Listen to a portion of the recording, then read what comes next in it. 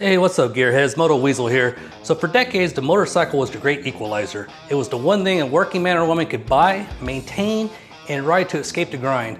But look at the showroom floors today, we traded mechanical soul for touchscreens. Today, we're going to look at the data Harley and Indian don't want you to see.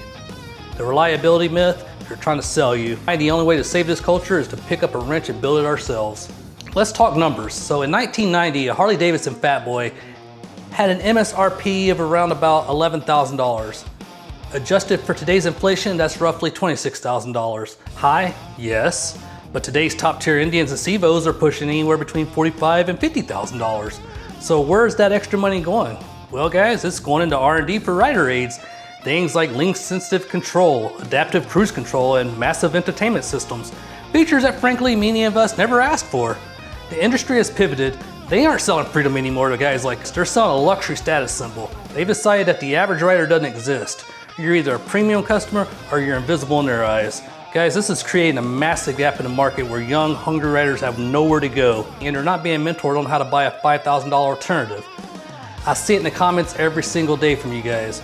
Indian is more reliable, or Harley has the dealer network. But guys, here's a secret that they won't tell you. Modern reliability is a cage. Sure, a liquid cooled Challenger or a Milwaukee 8 is reliable right out of the box, but what happens at 50,000 miles when a sensor in your CAN bus wiring harness fails? You can't fix that on the side of the road with a screwdriver.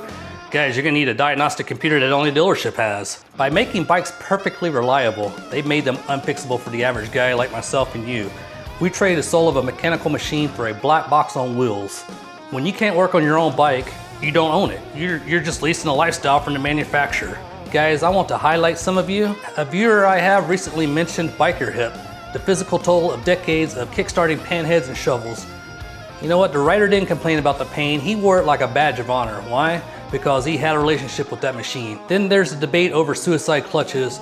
People call them dangerous, but the guys riding them will tell you a different story. They tell a story of total focus and mastery. It's a desire for connection. Whether you're a Harley loyalist or an Indian convert, we're all feeling the same thing, guys. We're all paddling this boat together. The industry is trying to polish the grit out of our lives. They want us to be safe, they want us to be quiet, and they want us to be predictable. But motorcycles were never meant to be any of those things. So how do we fix it, guys? We stop playing their game. The $10,000 biker isn't dead, he just moved to the garage. For the price of a down payment on a new Indian, you can buy an Evo era Sportster, a set of tools, and every part you need to build a world-class chopper. The younger guys watching, don't look at the $35,000 price tag and think you can't ride. Look at the $4,000 basket case on Marketplace. Look at the old timers in the comments who are dying to teach someone how to tune a carb. Guys, this is where the soul of this culture lives. Guys, I'm Moto Weasel. My mission is to keep the old school alive, one bolt at a time. If you're with me, guys, hit that subscribe button, drop a comment about your first budget build, and let's show the manufacturers we don't need their touchscreens to find freedom. I'll see you in the garage, guys, and I'll see you on the road.